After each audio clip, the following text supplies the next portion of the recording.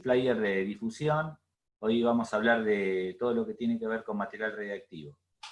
Entonces, pero antes que nada, y a modo de comentario, como hice la otra vuelta, cuando cometí un error, cuando hablaba de las reacciones de incompatibilidad, y para que no me quede en el tintero alguna cuestión, el día que estábamos hablando de sólidos reactivos con el agua, esto yo les comenté que haciendo una experiencia que hicimos en Río Colorado, cuando agregamos agua a carburo de calcio, que estábamos en el interior de un espacio cerrado, la verdad que se generó un volumen importantísimo de acetileno y que el multigas marcaba una concentración muy elevada de monóxido de carbono.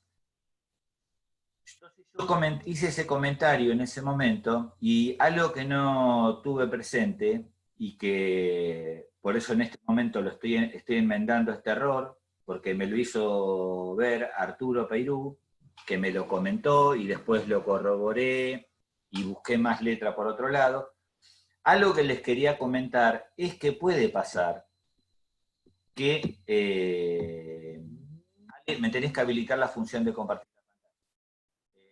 Algo que puede pasar con los detectores multigases, con los que leen varios gases a la vez, es que uno tenga un enmascaramiento, ¿sí? Un enmascaramiento de de la lectura que observa en el panel, ¿sí? Producto de una interferencia. Entonces, buscando, ¿sí? Específicamente una tabla de interferencias, está muy claro que en el caso del acetileno, están viendo la pantalla, ¿no? ¿Ahí? Sí, sí, Dani. Sí, sí. ¿Se logra ver bien acá donde dice acetileno? Bueno, está muy claro que el tema de cuando uno tiene una alta concentración de acetileno, tiene una probabilidad que está totalmente demostrada que va a interferir con el sensor de monóxido de carbono y va a dar una lectura como si fuera monóxido de carbono.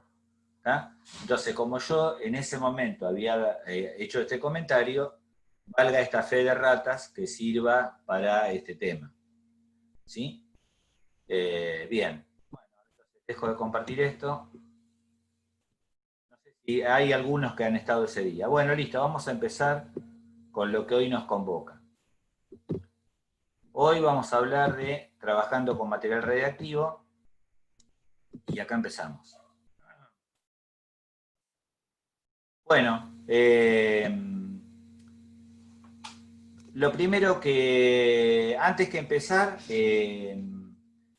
no sé si algunos, los que son de la zona oeste o norte lo deben saber.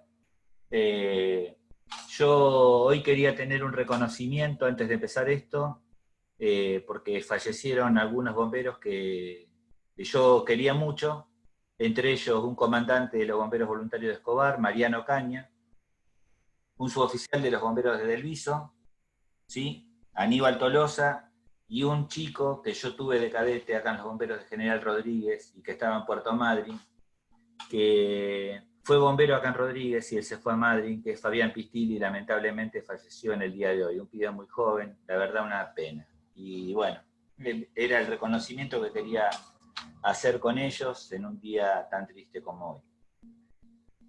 Bueno, más allá de toda esta situación, que obviamente que creo que a todos nos pega por algún costado, quiero compartir este tema de las charlas que estamos dando desde nuestra empresa en lo que es trabajo y transferencias.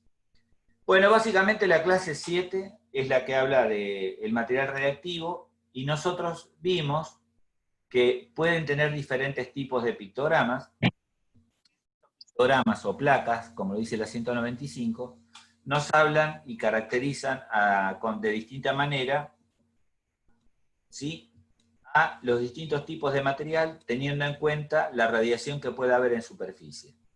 Entonces, vamos a encontrar algunas características en cuanto a colores en la etiqueta, ¿sí? En el pictograma, y una diferencia gráfica, por ejemplo, donde dice radiactivo 2 y radiactivo 3, en donde habla de, hay dos leyendas, una que dice contenido y otra que dice actividad, y en el centro, este rectángulo que dice índice de transporte.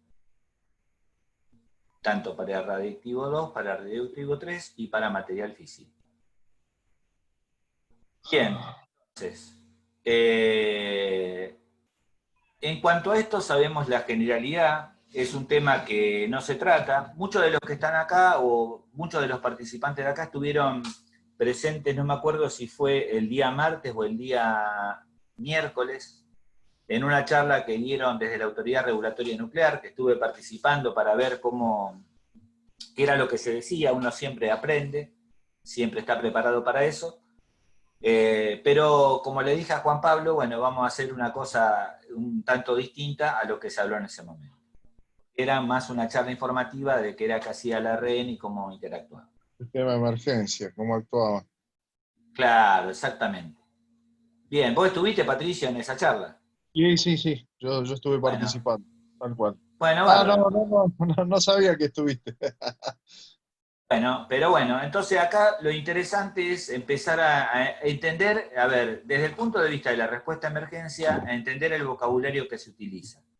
Entonces, entender el vocabulario que se utiliza es decir, bueno, miren, hay algo que se llama bulto, y se denominan bultos a todos aquellos tipos de continentes que van a contener materiales radiactivos. ¿Sí? Entonces, vamos a ver que estos bultos van a tener distinto tipo de pictograma, distinto tipo de señalización, de acuerdo a la energía que tengan en superficie. Esa energía que tengan en superficie va a quedar expresada en el índice de transporte. ¿Sí?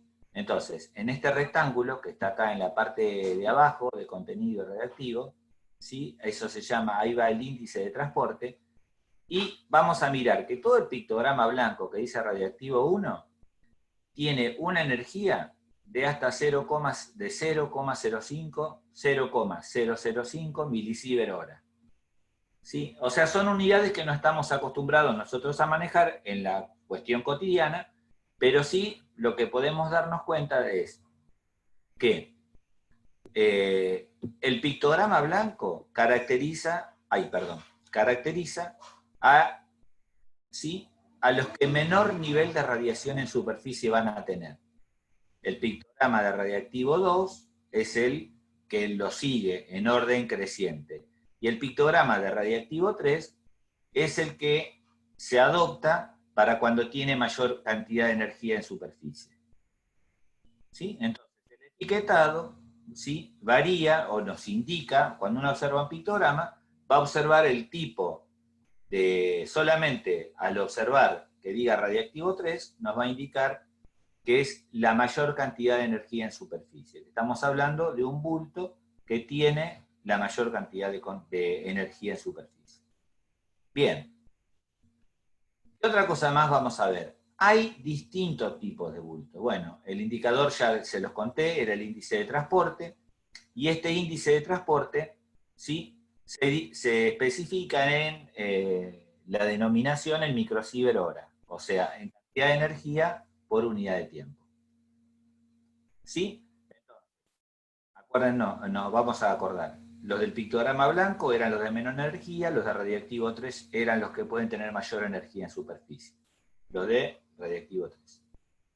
Bien, ahora yendo ya a los tipos de bulto, como hablo de bultos y cosas por el estilo, a lo largo de la charla vamos a ver algunos términos que en el concepto de cómo fue planificada esta capacitación, habría algunos términos de base para conocer.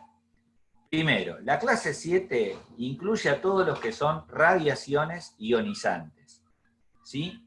Entonces, las radiaciones ionizantes son todas aquellas, ¿sí? que van a generar un cambio, al interactuar con la materia, ¿sí? la va a ionizar asignándole cargas eléctricas. Estas radiaciones pueden ser de diferente tipo. Pueden ser corpusculares o pueden ser electromagnéticas. Las corpusculares tienen masa y carga, las electromagnéticas tienen carga.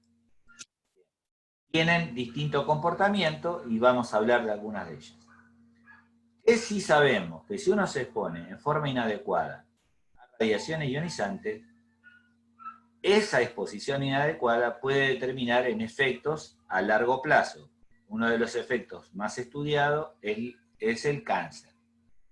¿Sí? Nosotros sabemos que el pictograma característico de radiaciones ionizantes es ese, ¿sí? Y que dentro del espectro de emisión de ondas electromagnéticas vamos a encontrar, ¿sí?, a la radiación gamma, ¿sí?, que está en el extremo. Algo importante, los rayos X también son radiaciones ionizantes. Son radiaciones de tipo electromagnética, ¿sí? O sea que tienen carga. Nada más que los rayos X, esto lo digo ahora porque me parece que no lo tengo en la charla, se me pasó. Los rayos X son generados artificialmente con un equipo eléctrico que en un determinado estado de excitación desprenden ese haz de radiación X. Bien, en cuanto hablamos de la dosis, ¿sí?, cuando uno habla de la dosis que es la cantidad de energía que se deposita en el cuerpo, ¿sí? A los efectos de las radiaciones ionizantes, se habla de generalmente tres tipos de dosis: la dosis absorbida, la dosis equivalente o la dosis efectiva. Entonces, cada una tiene una apreciación más que subjetiva acerca de dónde está apuntando. En cuanto a la dosis absorbida, no hace ningún tipo de discriminación de tipo de órgano, mientras que la dosis equivalente cuantifica el efecto biológico en un determinado órgano o tejido, ¿sí? Y la dosis efectiva es la que apunta directamente al órgano en particular. Entonces, vamos a mirar un poquito más. En cuanto a la dosis absorbida, esta magnitud habla claramente, ¿sí?, de la energía por unidad de masa. Cuando está hablando cuando habla de unidad de masa, ¿sí?, habla de kilo, ¿sí? Entonces, ¿por qué les cuento esto? Porque es importante entender cuando uno habla de dosis, vamos a ver un gráfico en un ratito, solamente como para entender los términos con los que estamos hablando. Entonces, hablamos de radiaciones ionizantes, hablamos de diferentes tipos de dosis. En una de ellas, la dosis absorbida, que era una magnitud, ¿sí?, que indicaba solamente, ¿sí?, la energía que recibía el tejido o el ser vivo, mientras que la dosis equivalente era el efecto, ¿sí?, que iba a tener esa cantidad de energía sobre un determinado el efecto relativo sobre ese determinado tejido en el cual impactaba. Esto lo vamos a ver, lo vamos a entender y a tener un correlato práctico al momento de enfrentarse a una emisión radiactiva. ¿Por qué? Porque de acuerdo a cómo nos posicionemos, esto lo vemos en los estudios médicos normalmente, de acuerdo a la posición en la cual nosotros interactuamos con el haz radiactivo, van a ser distintos órganos y distinta la geometría, y va a ser distinto el tipo de afectación que va a recibir cada órgano en particular. Finalmente me faltaba la dosis efectiva, que la dosis efectiva generalmente es la que se utiliza con distintos métodos de cálculo matemático para poder calcular un efecto, como decían en una pantalla anterior, ese efecto estocástico, que es el que genera, ¿sí?, el efecto, aquel que puede determinar a largo plazo la producción de un cáncer, cuando hablamos de efectos estocásticos. Vamos a no se las voy a complicar, son 5 o 6 definiciones nada más. Bien, si uno fuera a, como les decía anteriormente, hablábamos de los efectos estocásticos, aquellos donde la gravedad, ¿sí?, no depende de la dosis, sino uno puede estar expuesto durante mucho tiempo a una baja energía y los efectos a largo plazo ya se sabe lo que va a ocurrir, ya se espera la aparición de esos daños. Fundamentalmente, con las radiaciones ionizantes, ya sabemos que el riesgo más importante es una de las posibilidades, hay varias lesiones graves, ¿no? Obviamente, si uno está en un incidente nuclear, la cosa es distinta. Pero la exposición indebida a radiaciones ionizantes puede terminar en algún tipo de cáncer. Mientras, ¿sí?, que los efectos que son no estocásticos, ¿sí?, o determinísticos, tal como dice ahí, son los que dependen, ¿sí?, la gravedad de ese efecto va a depender de la dosis. Entonces, lo importante de eso es entender que porque no solamente estamos hablando a veces de cánceres, sino que podemos hablar de quemaduras, de síndrome de radiación aguda, de distinto tipo de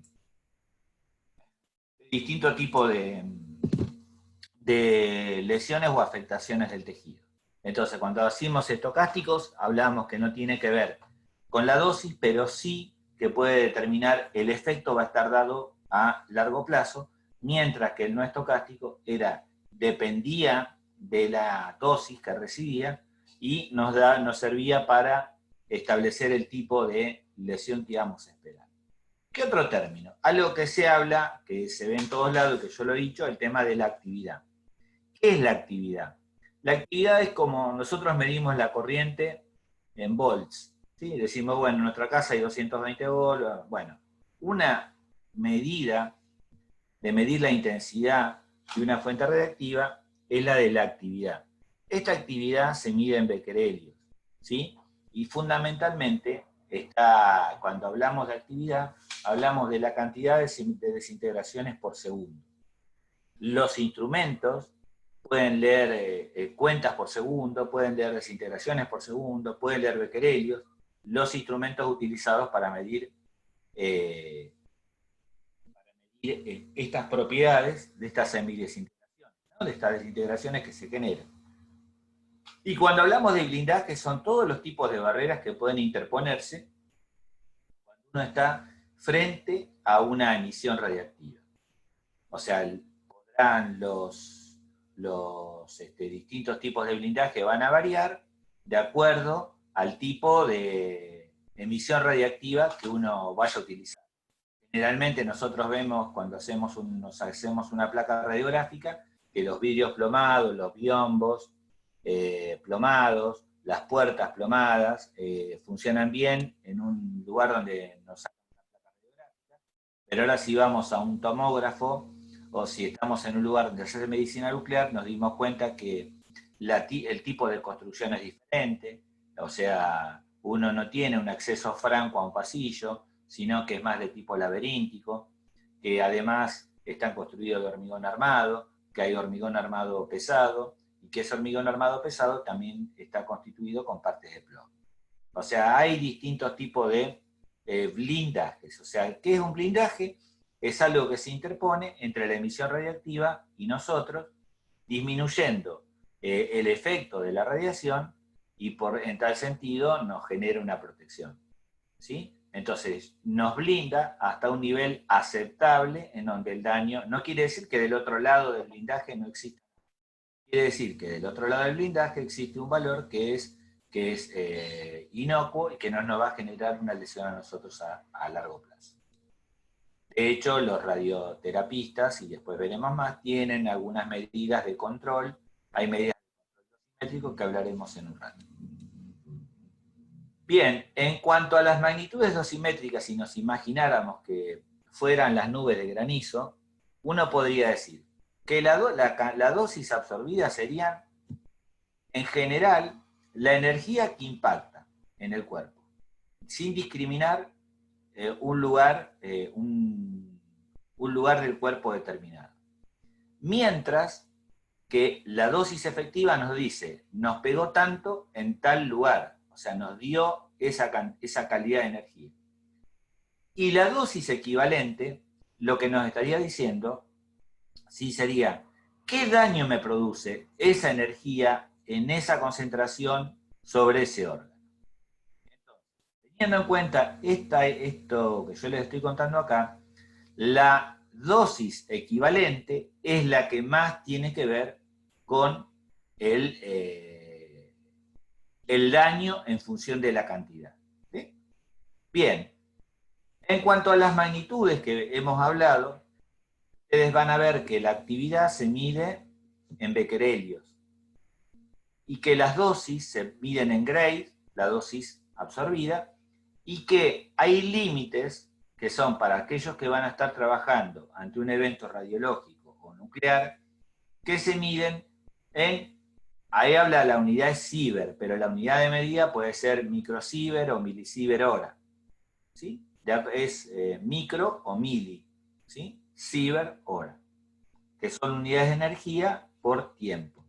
Recordemos que la radiación ionizante son las desintegraciones por unidad de tiempo. Cuando hay más desintegraciones, ese producto obviamente tiene más alta energía. Otro tema importante, el tema de la penetración. Yo les contaba que hay radiaciones que tienen masa y carga, como las alfa y beta, y otras que tienen carga, como las gamma y los neutrones, y las X. Entonces, ¿qué sabemos? Que tienen un alcance diferenciado, y como tal podemos ver que con el aire, lo que se interpone en el aire y una delgada placa que puede ser de papel, esta que dice metacrilato, podríamos hablar de aluminio, también de metacrilato obviamente, ¿sí? Hacen que esa emisión, ¿sí? Cuando impacta con ese tipo de superficie, no puede traspasarla, y acá vamos a encontrar un dato interesante.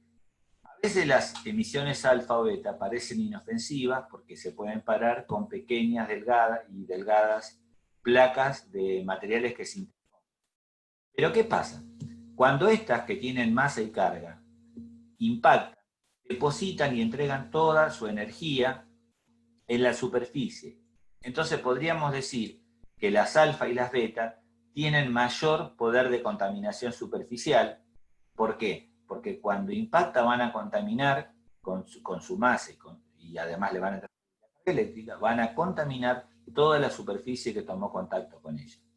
Mientras que las gamma, las X y los neutrones van a pasar de largo, ¿sí? El objeto que se interpone, pues si está en nuestro cuerpo, es nuestro cuerpo, y afectando distintos órganos, ¿sí? De acuerdo a la manera o a la geometría en la cual nosotros nos interpongamos a ese haz radioactivo, a esa emisión radioactiva. ¿Cómo se ve esto de una forma organizada? O organizada no, sistematizada. Cuando una persona enferma de cáncer, se va a hacer un tratamiento mediante telecobaltoterapia, por ejemplo, en donde se elige la posición, la distancia, la energía y el tiempo de acuerdo al tumor, la posición del tumor y la zona que se desee irradiar. No va a ser nunca lo mismo la posición del cúbito ventral a estar de costado o a estar en una posición que esté identificado el aparato de puntería del telecobalto, del equipo de telecobaltoterapia, ese se llama colimador, entonces donde dé el colimador, allí va a ser donde se posicionará la persona. Bueno, más allá de esto, ¿qué sabemos nosotros y que vimos el otro día en la Argentina? A diferencia de otros países de Latinoamérica. Nosotros tenemos, ¿sí?, 1.332 instalaciones, esto era hasta el 2018, de instalaciones que están bajo control de la Autoridad Regulatoria Nuclear. Y lo importante de esto es entender que nosotros tenemos minas de donde se extrae uranio, minas desde donde se extrajo alguna vez uranio, tenemos centrales nucleoeléctricas de potencia, generan energía eléctrica, Atucha 1, Atucha 2, embalse. Tenemos centrales nucleares de investigación, que se denominan así de investigación por su baja potencia y porque son para ese estilo. Tenemos aceleradores lineales, tenemos un productor de radioisótopos en el Centro Atómico de Ezeiza, tenemos una planta de aleaciones especiales también en Ezeiza, otra de combustible nuclear. O sea, lo importante de todo esto es entender que la Argentina es usuaria y tiene capacidad de extracción de uranio natural, puede producir aleaciones especiales, utiliza combustible nuclear propio, y además de esto, tiene todos los elementos para poder hacer que funcione un reactor. ¿Por qué? Porque también tiene una planta de agua pesada, como se ve en Arroyito. ¿Sí? ¿Qué es lo que tenemos? Hay todo un complejo del plan nuclear argentino. ¿Sí? Entonces, ¿qué sabemos? Dentro de las certezas, ¿sí? Sabíamos que a Atucha 1 se le había vida, que teníamos estas centrales nucleares, que hay un reactor que se está construyendo y al lado de Atucha, el Karen 25, que está ahí al lado de Atucha, que se está construyendo, que se está construyendo otro reactor en el Centro Atómico de Ezeiza, que hay aceleradores de partículas. O sea, en síntesis, si hay todo esto, a nosotros nos quiere decir una sola cosa: si hay uso, si hay fabricación, si hay extracción, si se producen radioisótopos, estos, de alguna manera, ¿sí?, tienen que viajar. Entonces, la Agencia Internacional de Energía Atómica publicó, allá por el año 1961, un reglamento para el transporte seguro de material radiactivo. Este reglamento se va actualizando en forma periódica. O sea, son como todas las reglamentaciones, ¿sí? La Agencia Internacional de Energía Atómica, o también podríamos decir la OIEA, el Organismo Internacional de Energía Atómica, el que produce estos documentos, estas safety series, ¿sí? Entonces, da recomendaciones para el transporte. ¿Para qué tipo de transporte? Para todos los tipos de transporte. Para el transporte marítimo, para el transporte terrestre y para el transporte aéreo. ¿Qué otra cosa más sabemos? Estos documentos no son de tipo obligatorio, sino que son recomendaciones para que implemente cada uno de los países. ¿Sí? Si uno sigue las guías de seguridad, ¿sí?, las guías de seguridad va a seguir el desarrollo de buenas prácticas. ¿Qué es lo importante de esto? Hoy por hoy, la tecnología que uno utiliza, los medios que emplea, la fabricación de algo, no es como en cualquier otro tipo de industria que queda librada a los designios de aquel que lo fabrica, lo utiliza. No, sino que hay un conjunto. Nosotros pertenecemos a una comunidad internacional y esa comunidad internacional valida, aprueba, apoya, certifica, inspecciona, audita nuestras instalaciones. Y hay instalaciones que directamente están controladas en forma online, ¿sí?, en forma online las 24 horas, que son instalaciones de salvaguardia nuclear, por ejemplo. ¿Nosotros qué vamos a encontrar? Que, por ejemplo, cuando vemos esta foto, que esto lo que está llevando acá es un bulto tipo B, o tipo C, habría que acercarse un poquito más, ese bulto no es un bulto que a alguien se le ocurrió hacer de esta manera, sino que ese bulto reúne una serie de requisitos técnicos que vamos a ver en un rato, de acuerdo al tipo de radionucleido que puede llevar en su interior. ¿Sí? Tal como acá, este es un bulto tipo B que fue producido por la CONEA. O sea, la CONEA ha desarrollado bultos para el transporte radioactivo. Entonces, ¿qué nos dice el reglamento de transporte seguro? Si la gente, o si se cumple con estas reglamentaciones, ¿qué se garantiza? La protección de los bienes, del medio ambiente, pero además, ¿qué se asegura? El contenido del material radiactivo que está ahí adentro y que no vaya a salir. Se controla además esa tasa de dosis externa. ¿Se acuerdan eso que había? La cantidad de energía que iba a haber en superficie. Y además se previene la criticidad. ¿Qué es la criticidad? Estamos hablando de aquellos fenómenos que pueden generarse en aquellos productos de fisión. ¿Sí? Entonces, además, los recipientes tienen que estar probados para prevenir los daños que se pueden generar durante un incendio, pero acordémonos que una vez que el combustible fue irradiado, ese combustible irradiado, cuando sale del reactor, cuando se lo saca como combustible agotado, no quiere decir que no siga emitiendo energía y que no siga emitiendo calor. ¿Sí? Sí lo sigue haciendo, pero de una manera que no es aceptable desde el punto de vista de rendimiento para que nos siga brindando energía nucleoeléctrica. Y por eso. Entonces, quedamos que este reglamento de seguridad se aplica a todas las modalidades de transporte. Y otro tema importante, habíamos hablado de los bultos, y acá vamos a ver distintos tipos de bultos, y vamos a iniciar. Vamos a decir que un bulto es lo que está destinado a contener material radiactivo, es el contenente, es lo que va a guardar a ese material radiactivo. Y como ven acá, en esta fotografía, podemos observar los diferentes componentes, ¿sí?, de un bulto. Entonces, esta forma de aletado exterior, ¿sí?, está diseñada para dispersar el calor, algo así como el pistón de la moto, el aletado de la moto, ¿sí?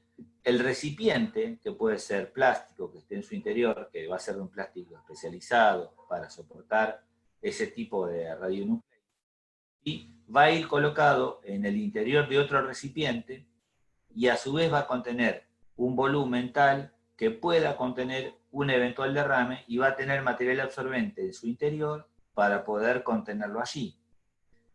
Y todo esto va a terminar en el interior de otro tipo de contención que le genere la resistencia mecánica necesaria y que para poder ser utilizado resiste una serie de pruebas, ¿sí?, que se le hace de acuerdo a la cantidad de energía. Entonces ya vamos a ver un poquito más. Bien. Los bultos reciben distinta denominación de acuerdo al tipo de energía que tienen en su interior. Un bulto exceptuado es un bulto que va a transportar un embalaje vacío que tenga muy baja actividad. ¿Sí? Entonces, como ustedes observan, este es un bulto de tipo exceptuado, lleva un cartón, lleva estos separadores, todo este dispositivo adentro puede llevar un reservorio líquido, ¿sí? Pero no, en este momento esto está vacío. Pero ¿qué pasa? Todas las partes del alojamiento están contaminadas. Entonces, eso es lo que se denomina un bulto exceptuado. ¿Sí? Entonces, el nivel de radiación en la superficie es mínima.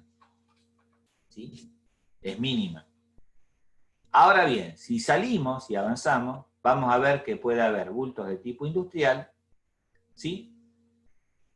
Los bultos de tipo industrial, ¿sí?, tal como vemos acá, son aquellos que pueden almacenar, ¿sí?, generalmente residuos contaminados de baja y media actividad. Acuérdense, la actividad era la cantidad de desintegraciones por unidad de tiempo. Entonces son generalmente los residuos que se van a almacenar. Uno mira un tambor y son tambores que tienen un espesor determinado, se guardan las bolsas de residuos que tienen, obviamente, bolsas de residuos contaminadas con material radiactivo, ¿no? Y van a ir a parar a un repositorio de baja actividad. ¿Sí? Nosotros, ¿dónde tenemos un repositorio de baja actividad? En Ezeiza. Un dato interesante, todos los residuos radiactivos reciben un proceso de minimización, o sea, generalmente se los compacta, ¿sí?, para que ocupen menor volumen, para achicar el almacenamiento de residuos de baja y media actividad. En cuanto a los bultos del tipo industrial, se los va a caracterizar de distintas formas. ¿Por qué? Porque a medida que va incrementándose la energía que van a tener estos residuos, o que van a alojar en el interior de estos recipientes, la cantidad de ensayos, ¿sí?, va a ser diferente, porque se los va a someter a ensayos como los que propondría el clima, por ejemplo. Los bultos industriales de tipo 3, ¿sí?, tienen, además del ensayo de caída libre y apilamiento, tiene el ensayo de que se lo someten a una niebla de agua, una aspersión de agua durante una hora, o a la penetración de un objeto duro, dejando caer ese tipo de recipiente. Se quiere asegurar que el bulto no se vea deteriorado al impactar o al mojarse, sí, que no tenga ningún tipo de deterioro, y por tal deterioro se rompa el recipiente y pueda migrar el contenido desde el interior hacia afuera. Entonces dijimos, estaban los bultos exceptuados, los bultos industriales, los bultos tipo A, y acá vemos un bulto tipo A. Un bulto tipo A generalmente es un bulto que está pensado para poder transportar pequeñas cantidades de material radiactivo, o sea, energías muy pequeñas, pero generalmente que pueden ser utilizadas para diagnóstico, radiodiagnóstico o radioterapia.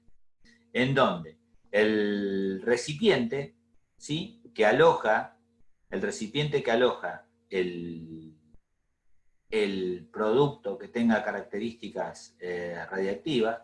Por ejemplo, en medicina nuclear, uno puede utilizar para hacer un tipo de determinación específica, por ejemplo, galio, ¿sí?, galio radiactivo. El galio radiactivo se lo utiliza para buscar cáncer de hueso. Entonces, se lo extrae, ahora vamos a ver cómo es toda la mecánica desde el cuarto caliente, se lo lleva al lugar de medicina nuclear, se lo inyectan al paciente y el paciente tiene que salir a caminar para que se distribuya, ¿sí?, en su organismo, y después lo van a poner abajo una cámara gamma para verificar cómo se localiza ese tipo de radionucleido. Entonces, desde el punto de vista de la seguridad para el transporte, a ver, esto nos va a servir para el raciocinio siguiente, ¿no? A ver, este recipiente puede ser vial, puede ser de vidrio.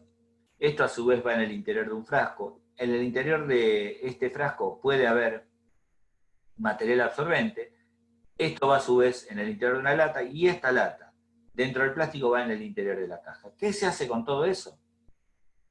Con todo eso, acá lo estamos viendo de otra manera, ¿sí?, se asegura que ante una falencia o un incidente de tipo mecánico, no se deteriore el blindaje que transporta esa fuente radiactiva. Cuando hablamos, miren, este producto que está en ven que dice tipo A, bulto, tipo A, dice tipo A, ¿sí? Acá dice contenido, actividad y índice de transporte. Y dice radiactivo 2. Radiactivo 2 no era la menor cantidad de energía en superficie, sino que era la medida intermedia de ello. Entonces, este va en el interior de esta lata, y a su vez esta lata va adentro. Hay unos separadores generalmente de telgopor, que impiden que se movilice ese recipiente. Ya cuando hablamos de bultos de tipo B, hablamos de recipientes y estructuras que están destinadas a contener una mayor energía, una mayor actividad, ¿sí? Entonces, los efectos de un incidente con un bulto de tipo B obviamente puede ser mucho más grave. Por eso se lo dota de mayor resistencia mecánica y térmica para que pueda sufrir los efectos de un incendio, la caída del transporte en agua, y que resista a determinadas profundidades sin que tenga daños en su interior. Ven, se colocan medios de blindaje superiores, ¿sí? Y acá a prima facie uno ya podría empezar a advertir la peligrosidad de la cosa a medida, o el riesgo de la cosa, en la medida que pueda observar. ¿Sí? Ahora lo vamos a ver en algún transporte y nos damos cuenta de qué se trata. ¿Sí? Entonces, los bultos de tipo B son para transportar mayor actividad, productos material radiactivo de mayor actividad, y se le hacen ensayos de condiciones graves de solicitud mecánica. Por ejemplo, vamos a ver acá. Hay otro bulto tipo B, ¿sí? Y acá hay otro. Entonces, ¿qué estamos viendo? Que hay de distinto orden, de distinta magnitud, de acuerdo a la energía. Los disipadores de calor, como ustedes están viendo arriba, los disipadores de calor que están acá, las orejitas estas que están para erizado, porque todo esto, si nosotros sabemos que el blindaje mayoritario es plomo o uranio empobrecido, estamos hablando de recipientes que son de muy alto peso. Entonces todos los manejos, generalmente de la carga de estos tipos de continentes, se hacen mediante puente grúa o dispositivos de izaje, que tengan la seguridad para poder hacerlo. Bien, vamos a meter. Bien, hay, incrementando la calidad del bulto y la seguridad del bulto, hay otros bultos que son los bultos de tipo C. Entonces, los bultos de tipo C son aquellos que están pensados para el transporte por vía aérea, y lo que tienen pensado es que el avión pueda caer. Y que el avión pueda caer y que se pueda prender fuego y que el bulto sea seguro y que no pueda dispersar el material radiactivo que está en su interior. Entonces, a ese tipo de bultos se le hacen otro tipo de ensayos. Son muy parecidos en cuanto a robustez a los de tipo B, pero tienen unas pruebas que lo hacen más rigurosos. Y finalmente, los bultos del material fisionable o de los transportes de los elementos combustibles de los reactores. Cuando hablamos del combustible de los reactores nucleares, estamos hablando de estas vainas de combustible, esto que están acá, sí, que en su interior tienen, nosotros en Argentina tenemos uranio natural, uranio 238, pero otros reactores en el mundo tienen otros procesos, otra mecánica de funcionamiento, que pueden tener uranio enriquecido. En la Argentina nosotros usamos uranio natural, ¿sí? El uranio 238, que tiene una porción muy pequeña de aquel uranio que nos resulta útil para poder hacer estas fisiones. Entonces,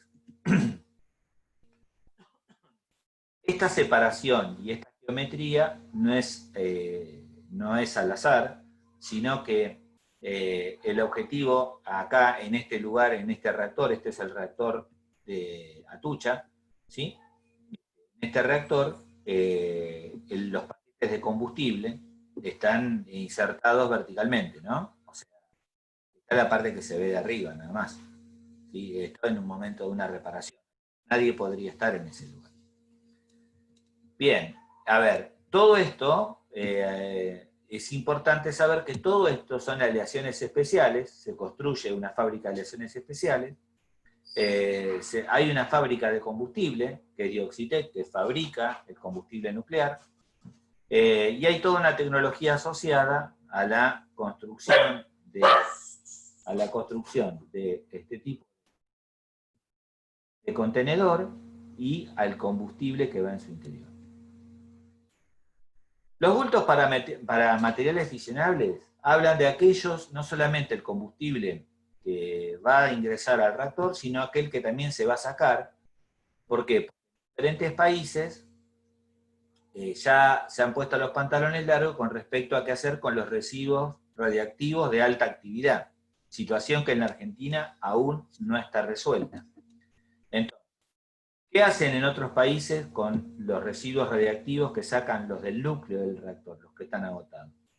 Los colocan en el interior de un bulto para material fisionable, se lo coloca, como va a seguir liberando energía, tiene que tener dispositivos para poder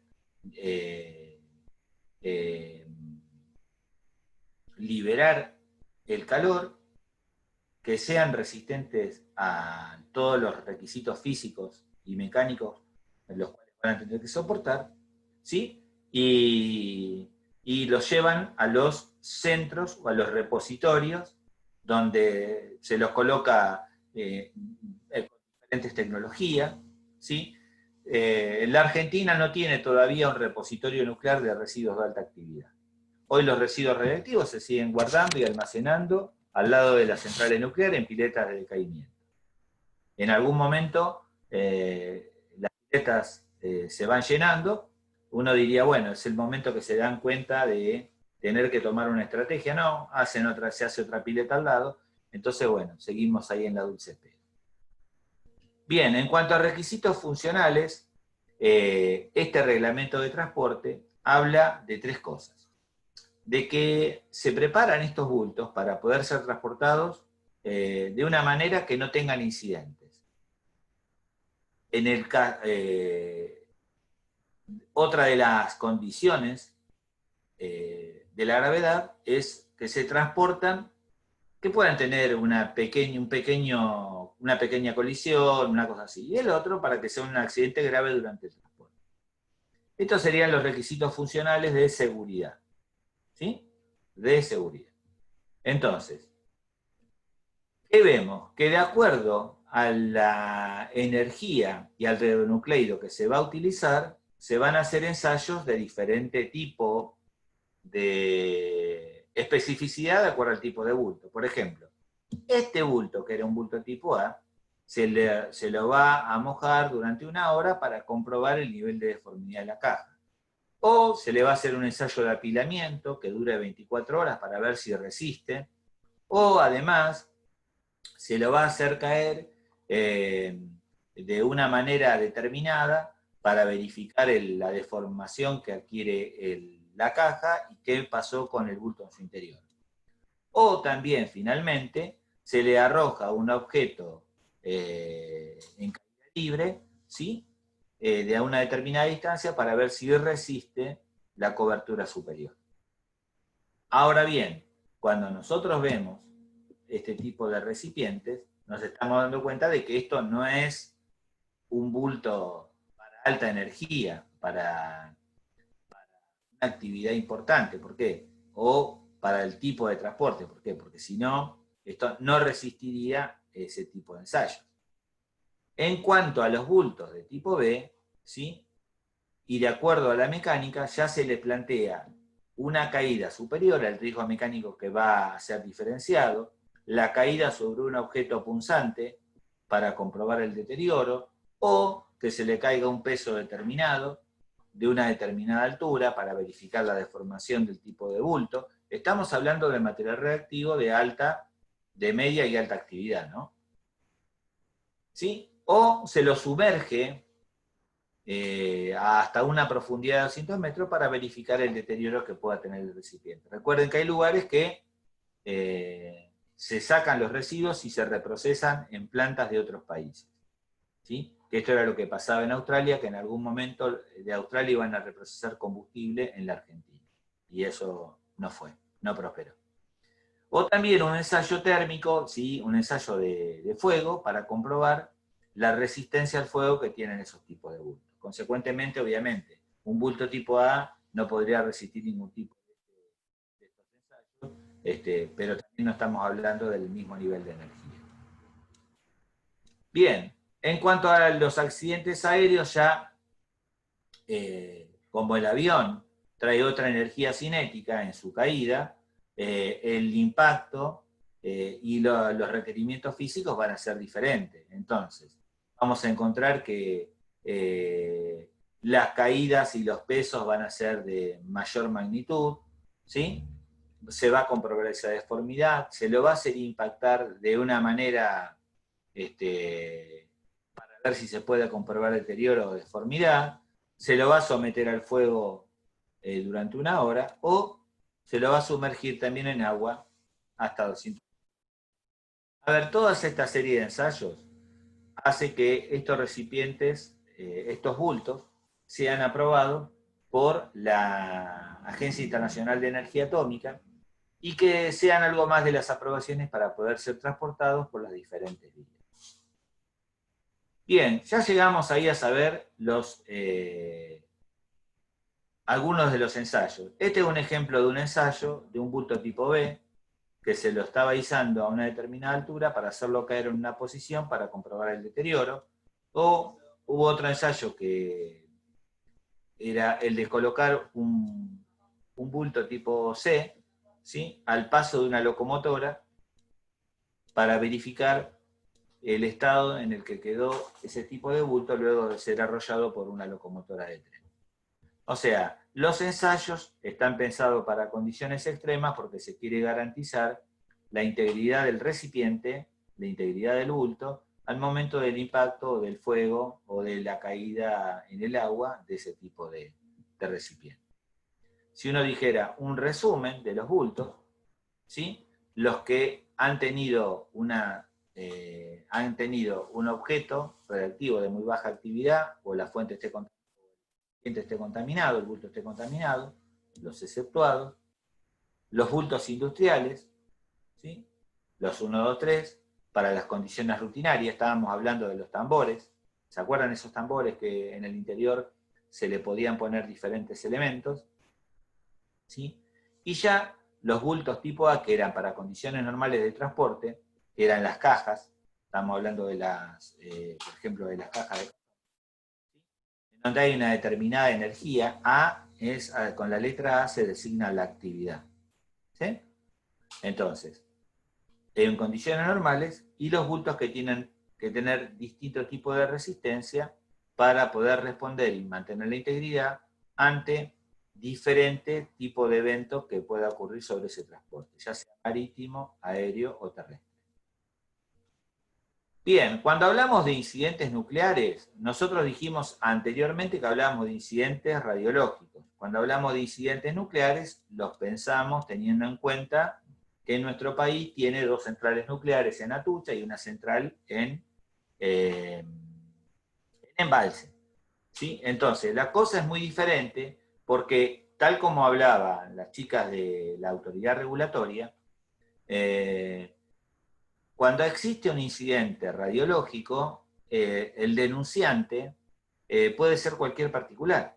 Mientras tanto, cuando existe un incidente nuclear, la solicitud del auxilio obligadamente va a pasar, no porque yo pase por la central y vea que haya una emisión de humo, sino por los operadores, por los responsables de esa central.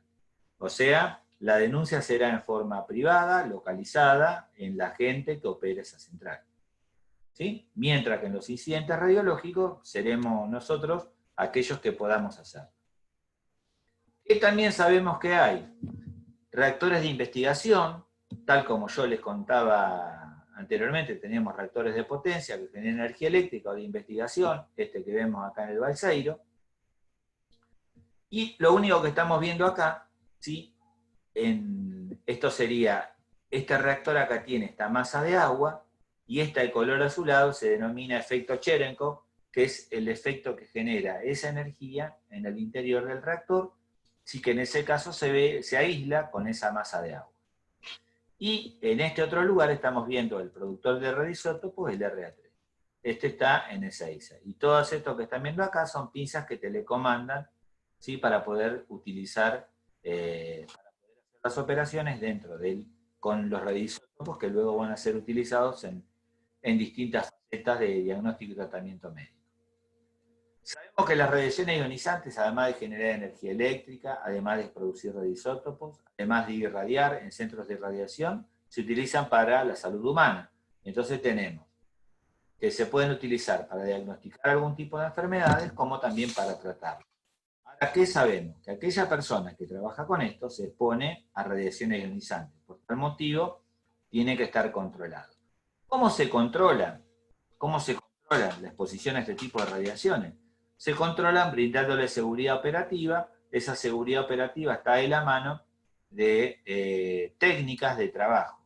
Las técnicas de trabajo van a estar vinculadas a conceptos básicos de protección y seguridad radiológica. Por ejemplo, estos ladrillos que ven acá son ladrillos plomados, ¿sí?, que están en lo que se denomina cuarto caliente, donde está todo el inventario de material radiactivo. Todas las fuentes de material radiactivo están concentradas en algún lugar. Por ejemplo, dicho sea para que uno lo tenga presente, de los que están escuchando,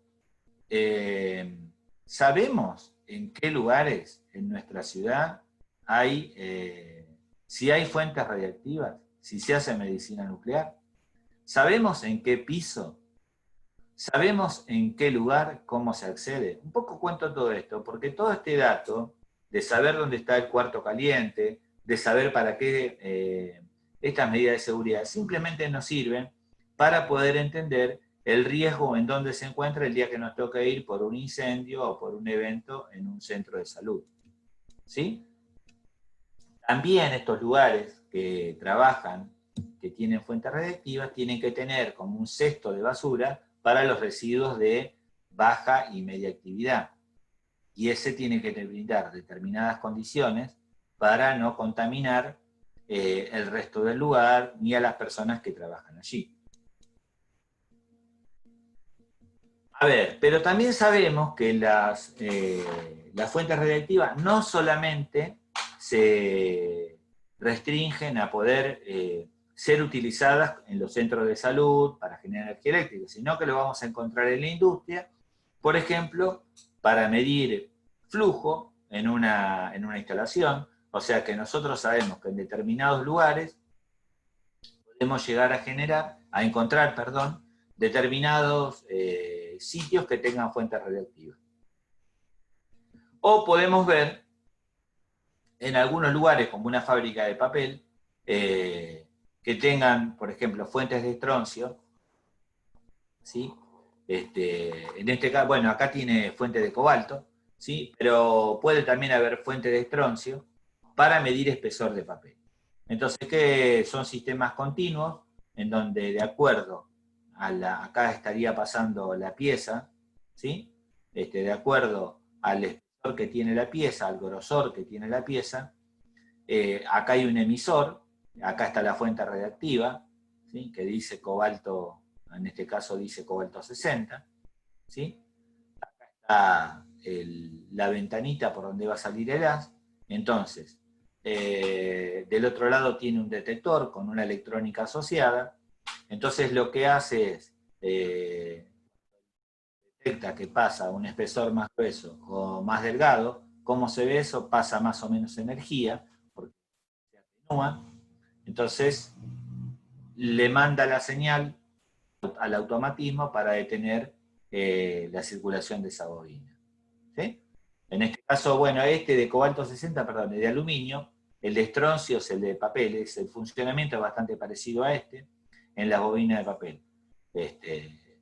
Bueno, cuento algún uso, por ejemplo, algún uso particular, ¿no? ¿Qué también sabemos dentro de las certezas? Nosotros en las certezas que tenemos, ¿sí? Sabemos que se utiliza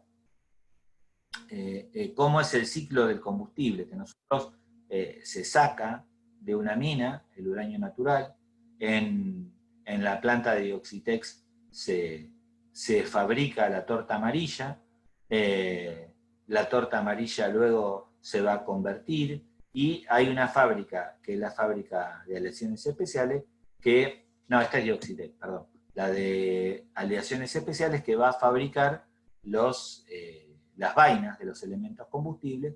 Estos en algún momento van a llegar a las centrales, se van a irradiar. El combustible quemado actualmente está dispuesto en estas piletas de decaimiento. En algún momento van a ir a hacer, a llegar a un repositorio final, pero que sabemos, esta parte que está acá inconclusa, ¿qué es lo que sí sabemos? Que como combustible gastado, dentro del combustible gastado está la opción de poder extraer el plutonio, ¿sí? Plutonio 39, que se genera que se genera luego de la irradiación. En el mundo ya hay reactores que se llaman de segunda generación, que funcionan con plutonio, a base de plutonio, no a base de uranio. La Argentina no tiene la tecnología, y bueno, evoluciona con el correr del tiempo. En cuanto a los sólidos radioactivos, podemos decir que así está el uranio natural que se saca de minería, cómo se fabrica la torta amarilla y cómo en la planta de Pitcairn se fabrica el hexafluoruro de uranio.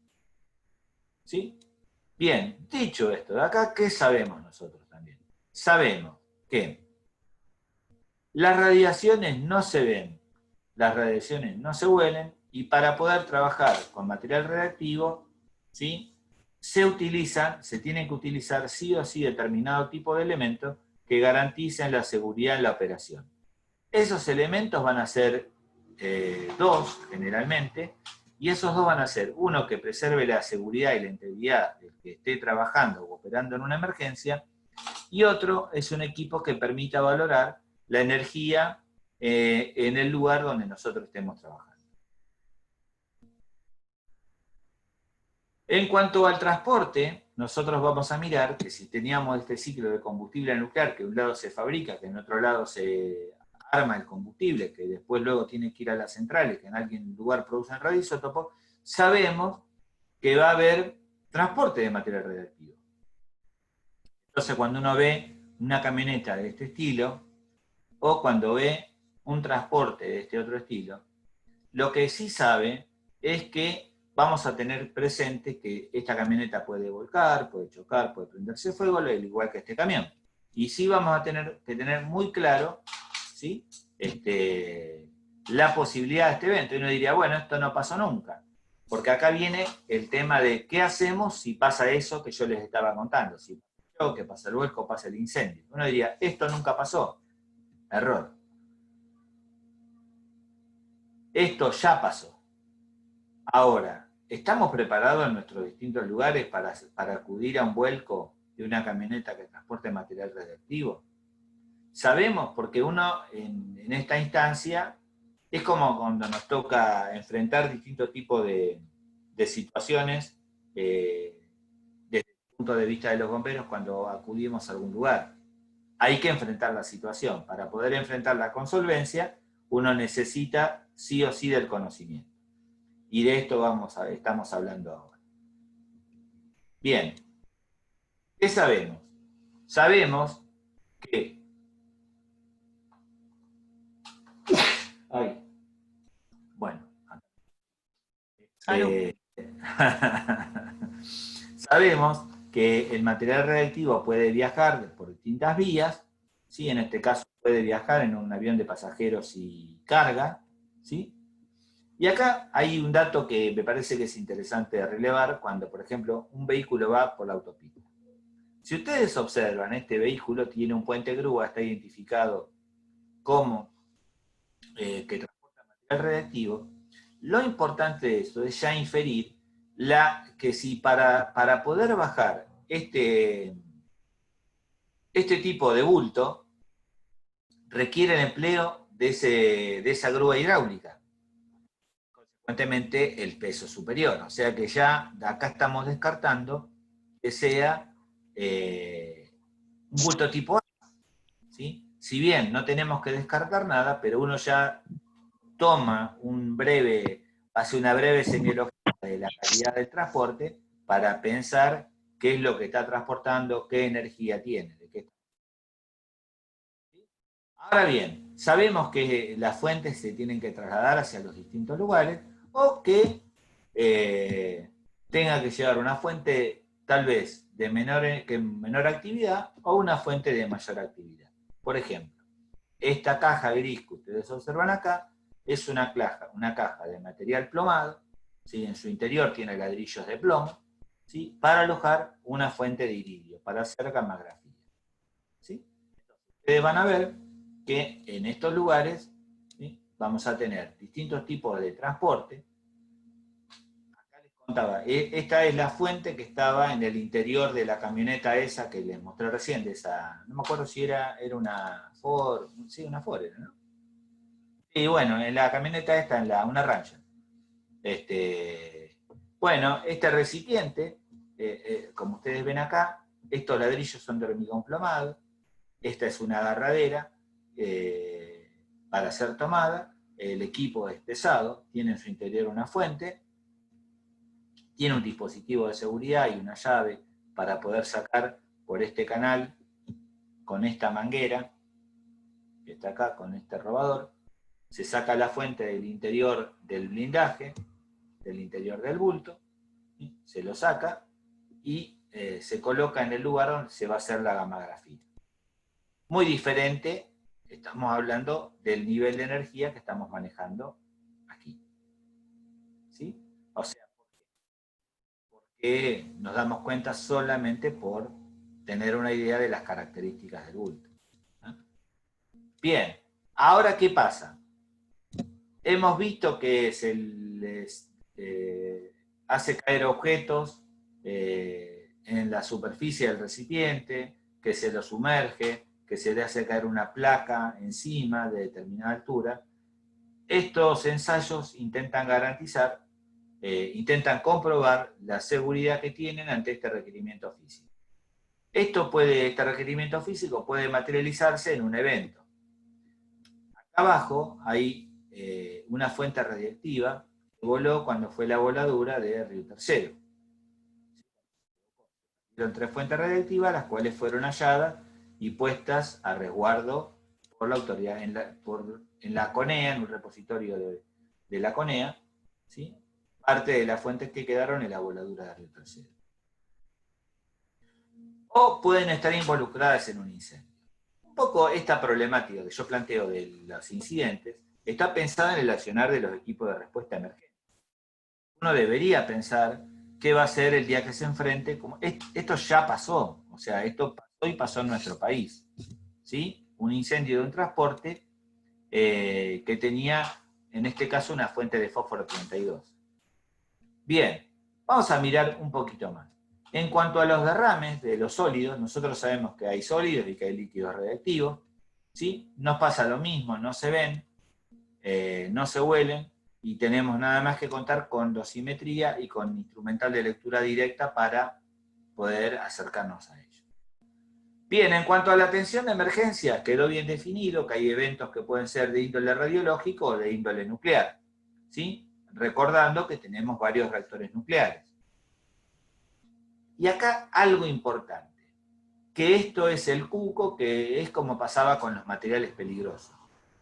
La única manera que vamos a tener de poder actuar con seguridad ante un evento de este estilo es la que nos va a dar el conocimiento de la cosa.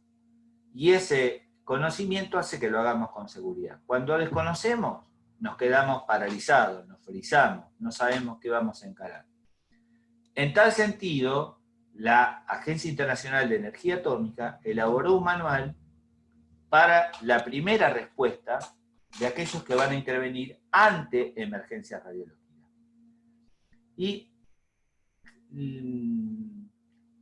fundamenta el accionar de lo más importante. ¿Y quiénes son los más importantes en esa escena? Los primeros respondientes. Entonces habla de que ante una emergencia radiológica que puede ocurrir en el transporte, ¿sí? Estas emergencias pueden provocarse por ejemplo, una fuente peligrosa, ¿sí? Que no está controlada, abandonada en un lugar, o que se haya utilizado en forma indebida. A ver, acá vamos a ver algunos ejemplos. A ver, esta foto es de una fuente de fósforo 32. Al igual que Ezequiel Ruiz, yo en el año 91 hice un posgrado en protección radiológica y seguridad nuclear, durante todo ese año 91, y eso me habilitó como para ser un oficial de radio. Y nosotros, en la Brigada de Riesgos Especiales, que era la unidad que responde a emergencias químicas, biológicas y radiológicas, contábamos con instrumental para poder detectar, más que el instrumental, entender toda la mecánica de la respuesta ante un incidente con fuentes radiactivas. En este caso, esta fuente la habían abandonado en la vía pública, y lo único que hicimos nosotros era haber hecho las cosas que se hacen normalmente de cualquier bombero, identificar cualquier bombero en cualquier escenario. Identificar el área, ¿sí? Sectorizarla, equiparse y tomar instrumentos para acercarse a la fuente y tratar de interpretar qué lectura le da. Pero para poder tener el instrumento, uno tiene varios requisitos. Que el instrumento esté calibrado, que uno entienda para qué sirve, que mida con diferentes tipos de sonda para ver cuál es la correcta y para qué tipo de energía. Entonces, bueno, en este caso era una fuente que podríamos considerar como un bulto exceptuado. ¿Por qué? Porque no tenía fuente en su interior y la energía era despreciable. ¿Qué les quiero contar con esto? Nosotros tenemos en nuestro ambiente una radiación de fondo que se llama fondo natural, ¿sí? O sea, tenemos algo que se llama fondo natural, que lo que hacemos cuando hacemos cualquier tipo de medición es contrastar el fondo para verificar una lectura diferenciada, para comprobar si estamos en presencia o no de una emisión radiactiva que puede ser producto de un incidente. En un incendio, en un vuelco, lo que sea. ¿Sí? Entonces ahí lo que estábamos haciendo, esta era una sonda que teníamos allí, y estábamos midiendo, y bueno, hasta que algo importante. Esto es como un procedimiento casi común de bombero: sectorizar, identificar, ¿cuento con el equipo? Sí o no. Si no lo cuento, ¿qué hago? ¿Hay personas en riesgo? No. ¿Qué hago? Espero que vengan los que tengan los equipos y que se ocupen ellos. Pero uno tiene que tener este plan. ¿Qué dice este reglamento para los primeros respondientes? Acá estoy hablando de este manual para los primeros respondientes, para los primeros que llegan a la emergencia. ¿Qué dicen? ¿Quién descansa? En el actor fundamental, ¿qué considera la Agencia Internacional de Energía Atómica? ¿Quién es el actor fundamental? Los primeros respondientes, los servicios locales. ¿Por qué considera que son los servicios locales? Porque son los primeros que van a llegar. Entonces, de acuerdo a la capacitación que ellos tengan, va a ser el éxito o el desastre de la resolución de esa intervención. ¿Sí? Y no habla solamente, ¿por qué? Porque si hubiera víctimas, esas víctimas de alguna u otra medida van a ser transportadas hacia un nosocomio para que las atiendan. Pero si hay gente que por el desconocimiento le genere barreras, ¿sí?, para poder actuar con seguridad, o magnifiquen o sobreestimen la afectación que tenga esa persona producto de este incidente que involucraba material radiactivo. ¿Y por qué dice que el actor fundamental son los primeros respondientes? Porque son los que van a llegar allí y van a estar las primeras horas haciéndose cargo de la cosa. ¿Sí? Posteriormente van a llegar autoridades en todos los países donde hay material radiactivo, donde hay fuentes radiológicas, donde hay fuentes radiactivas, donde hay riesgo radiológico en instalaciones, tanto de salud como industriales, ¿sí? Ante un evento van a llegar personal de las autoridades regulatorias, de la Autoridad Regulatoria Nuclear, van a llegar, pero van a llegar en un rato, ¿sí? Y ahí se va a armar todo el dispositivo de emergencia. Entonces, el objetivo que plantean en el manual que yo le estaba colocando era dar una orientación práctica ¿a quién? A los que primero respondan. ¿Por qué? Con la premisa: las radiaciones no se ven ni tampoco se huelen. Y la única manera de que lo puedan resolver con solvencia es si tienen capacitación en poder interpretar todas las señales de advertencia que portan los bultos que contienen materiales radiactivos. ¿Sí? Entonces, así tenemos que si tuvieran instrumental, tendría que tener el conocimiento, la capacitación y el equipo para poder interpretar una lectura directa de una emisión de una fuente radiactiva.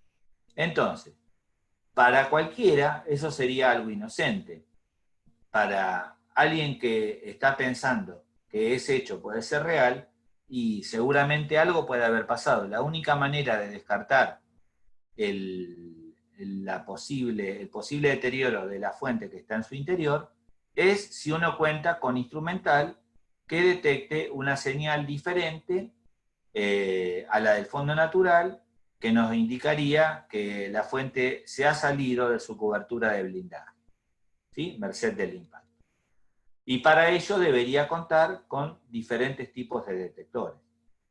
Uno podrá tener un detector que lea energía, o podrá tener un detector, un Geiger-Müller que lea energía en general, o podrá tener un detector que pueda tener sondas diferenciadas para leer alfa, beta, gamma, ¿sí?, para que pueda haber distintos tipos de energía. Entonces, ¿cuál es el objetivo principal de la respuesta que se le asigna a los primeros respondientes? El objetivo es, obviamente, lo de siempre: proteger al público, para eso se lo saca, y proteger a los respondientes.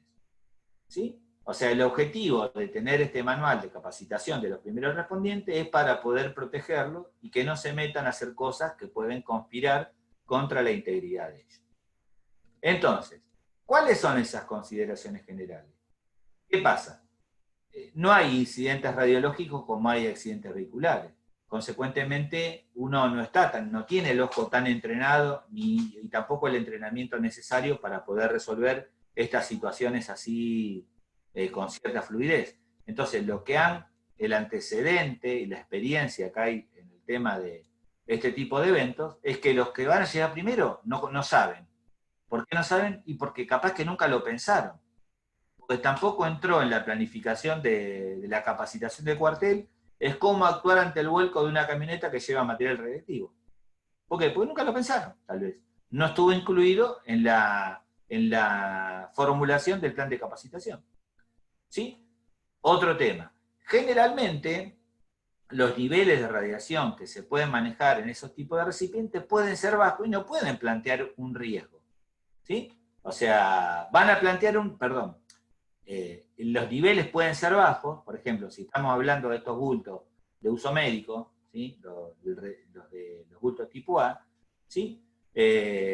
Sencillamente con un equipo muy común podría detectarse y uno podría ver la diferencia entre el fondo natural y la energía de esa fuente. ¿Sí? Y otra cosa importante, que se sabe, ¿sí? Estas consideraciones generales, se sabe que puede haber exposición de la gente aún si no hubiera tomado contacto con ellos. Por ejemplo, nosotros vemos ese incendio que hasta ahora podría ser un incendio de una fábrica. Uno mira el incendio de la fábrica y dice, bueno, es un incendio de una fábrica. Bueno, este incendio, en el interior había medidores de espesor con fuente sellada de Krypton 85. ¿Los bomberos sabrían que había estas fuentes en el interior? ¿Sabían en qué lugar del depósito? Yo siempre recuerdo una intervención que tuve junto a los bomberos de Quilmes o de Bernal, no me acuerdo, en una planta que era la Celulosa Argentina, que fuimos a un incendio. No eran las paredes de chapa, eran de mampostería, y había una fuente, un medidor de espesor de estroncio. Estroncio 90 era, y estaba en una pared de 45. Y tuvimos que entrar por un costado, en el medio del incendio, y identificamos el lugar donde estaba la fuente, mediante el instrumental, la lingamos con una linga de acero y con el empleo de un tiramos la fuente que estaba en el medio del incendio. La verdad fue una gran experiencia, estas experiencias no se dan todos los días, entonces bueno, lo importante de eso, nosotros no sabíamos, los bomberos que fueron tampoco sabían, pero se interiorizaron cuando llegaron. Entonces lo importante era ver todas las medidas que uno iba a tomar. ¿Por qué? Vamos a ver.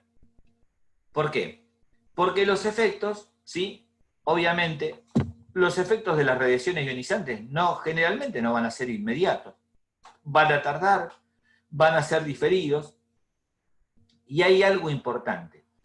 Hay que tener una estrategia de comunicación. Hay que armar esto que se define para todos lados, hay que implementar el sistema de comando de incidente, tanto sea para la primera dotación como para ya tener una intervención de mayor envergadura. ¿Por qué? Porque vamos a tener que empezar a hablar ya cuando se sepa que hay material radiactivo involucrado en el medio de un incidente, ¿sí? Vamos a tener que poder decir un montón de información que está vinculada. ¿Por qué? Porque va a haber un temor que se va a generar en todo el entorno, que tal vez sea exagerado en relación al verdadero riesgo de la cosa. ¿Sí? Ahora bien, si nosotros no decimos nada, si no contamos nada, pasa como con el tema del COVID ahora, con el tema de los contagios, en donde a veces hay gente que opta por callarse la boca y no contar nada, y lo más importante es contar que se está siguiendo un procedimiento y que lo está cumpliendo. ¿Sí? Entonces, cuando uno observa, todas estas fotos son de ese incendio, cuando uno observa, entonces uno dice, bueno, a ver, ¿sabrían que en ese momento si el deterioro de los recipientes que contenían los radionucleidos se encontraba deteriorado, ellos los podían respirar. Contaban con los equipos de respiración autónoma. ¿Por qué? Porque lo que puede ser contaminación externa, ¿sí? Sabemos que existen dos tipos de contaminación, la externa y la interna. Entonces, ¿cómo se genera esta contaminación externa? ¿Sí? Entonces, vamos a ver. Nosotros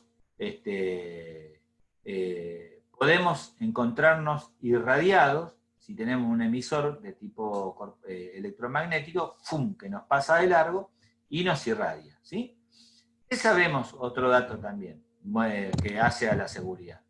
Cuanto más tiempo nos expongamos y cuanto más cerca estemos, mayor va a ser el daño. Más tiempo, más cercanía, mayor daño. Y otra cosa importantísima que hay que decirle al personal: no recoja nada del piso, no se guarde nada, no guarde nada en los bolsillos. Si estamos a sabiendas de que nos enfrentamos a un incidente que involucre material radiactivo. ¿Por qué? Porque ya está comprobado el tipo de las lesiones que se han generado de gente que guarda elementos en su bolsillo. ¿Sí? Entonces, y esos efectos, ¿sí?, han sido graves. ¿Sí? Y otro tema, impida o prevenga que se manipule cualquier elemento que sea radiactivo. ¿Por qué? Porque sabemos que no hace falta para exponerse estar tocando la cosa. Solamente guardando una distancia que no sea de seguridad, ya nosotros nos exponemos y en tal sentido podemos contaminar. ¿Sí? Bien, ¿qué más tenemos que ver en esto? Cuando hablamos de contaminación superficial, esta contaminación superficial puede provocar quemaduras, puede afectar la piel, pero para que pueda causar eso es porque no teníamos los equipos de protección personal adecuados. ¿Sí? Entonces, si uno usa equipo de protección, ¿sí?, seguramente va a tener menos daño, menos posibilidad o probabilidad de tener lesiones en la piel. ¿Sí? Entonces, ¿qué sabemos con eso? Que si si se nos lesiona la piel, existe una mayor probabilidad de tener un riesgo adicional, ¿sí?, por el tejido dañado. Entonces, y otro tema súper importante, el tema de la protección respiratoria. Si bien sabemos nosotros que distintos tipos de radiaciones van a pasar de largo, ¿sí?, el traje, sí, que las emisiones electromagnéticas nos van a pasar de largo, todo eso, sí sabemos que si no tenemos protección respiratoria vamos a respirar, en el caso, si fuera un alfabeta, vamos a respirar esos tipos de radionucleidos, los vamos a incorporar, y las lesiones que tengamos van a ser bastante graves, producto de que la fuente radiactiva que antes estaba por fuera de nuestro cuerpo, ahora está dentro de nuestro cuerpo, porque nosotros la hemos respirado. Y para que eso pase, quiere decir que nosotros no utilizamos la protección respiratoria adecuada. Consecuentemente, si no estuviéramos en un incendio y ante un vuelco de un transporte, ¿sí?, nosotros podríamos tranquilamente, con este equipo, con el equipo de incendio, con una protección respiratoria, poder hacer una buena inspección y poder hacer los primeros en la escena, teniendo en cuenta los parámetros básicos de protección radiológica. ¿Sí? Algo importante, si uno estuviera como en ese incendio, le dicen: miren, no se coloque en la dirección del humo, porque si el humo afecta al material radiactivo, el material radiactivo va a estar viajando en el aire caliente. Y si usted respira, usted va a incorporar ese radionucleido a su organismo y va a tener efecto. Y dice, y por la duda no coma nada, ¿por qué? Porque puede haber deterioro de los recipientes, usted las manos sucias, y con las manos sucias incorporar parte de ese contenido a formar parte como de la contaminación interna. Bien, ¿qué premisas son las premisas básicas de protección radiológica? Las premisas básicas que hay en todos lados. El tiempo de exposición, la distancia y el blindaje. ¿Qué nos habla esto? ¿Cuánto tiempo vamos a exponernos a la fuente, a la fuente de material radiactivo? ¿A qué distancia vamos a estar? ¿La vamos a agarrar con la mano o vamos a estar a una determinada distancia? ¿Cuál va a ser el blindaje que se va a interponer entre nosotros y la fuente. Entonces, cuando uno mira esto, ya se está planteando cómo va a resolver el vuelco o el salvamento de esa camioneta volcada que tiene un pictograma de material radiactivo. Porque, vamos a ver, si viniera la gente del sistema de intervención ante emergencia radiológica, alguien va a tener que dar aviso. Si esto pasa, imagínense en San Nicolás, alguien dará aviso, cuando se da aviso van a desplazar a alguien, ese alguien va a llegar en algún momento, ¿Los bomberos estarán mirando? ¿O toman una determinación, conociendo las premisas básicas de protección radiológica? Armarán seguramente una zona, la identificarán, el responsable de la dotación estará claramente identificado, seguramente tendrá el casco blanco, el casco rojo, todos podrán identificarlo, podrán saber que es el que comanda la operación. Seguramente si van a romper el vehículo, ya está organizando que la tijera se ponga en marcha en la zona, en una zona segura, y habrá evaluado la dirección del viento y va a avanzar con la tijera, con el motor hidráulico encendido, con la camilla en la mano de uno o dos, para no perder el tiempo, para hacer la extracción lo más rápida posible. Si yo me hago todas esas, tomo esas premisas, el tiempo de exposición es el menor. Si estoy a la mayor distancia cuando armé toda la maniobra, mucho mejor. ¿Por qué? Porque se sabe que si bien hay material radiactivo, este material radiactivo que esté circulando, ¿sí?, no puede impedir que se realicen acciones de salvamento que son inmediatas para preservar la vida. No lo estoy diciendo yo. Esto es parte del manual de contenido de aprendizaje para los primeros respondientes, ¿sí? ¿Los riesgos qué van a ser? Los riesgos van a ser mínimos, ¿sí?, o nulos. Casi no va a haber el riesgo. Siempre el riesgo está. Ahora, ¿qué pasa? Uno no tiene que andar tentando al demonio e ir a abrir a ver si la integridad del bulto es adecuado, si no fue deteriorado, porque uno no cuenta con, si así lo viera, que estuviera dañado, deteriorado todo, no tiene los elementos para poder actuar ni las herramientas para poder valorar. Entonces, si uno tiene que hacer esta maniobra, preparará su maniobra, la preparará a distancia y cuando se arrime lleva todos los elementos para poder actuar con rapidez, para achicar el margen de tiempo de exposición, con todos los elementos para hacer una explicación rápida y para exponer la menor cantidad de gente. Ahora bien, esto no termina ahí, porque acá lo que tenemos que hacer es identificar no solamente a las víctimas, tenemos que tener identificada claramente a las víctimas, identificado claramente a quienes hicieron determinadas tareas. ¿Por qué? Porque si eventualmente hubiera habido el deterioro de una fuente, son esas personas a las que tienen que poder controlar. Por eso tenemos que tener claro el proceso de implementar el sistema de comando de incidentes. Ahora bien, puede haber víctimas que estén claramente contaminadas, ¿sí? Entonces, estamos hablando de material radiactivo, ¿sí? Casualmente, en la charla que estuvimos participando hace 2 días de la autoridad regulatoria, decían las chicas que daban la actividad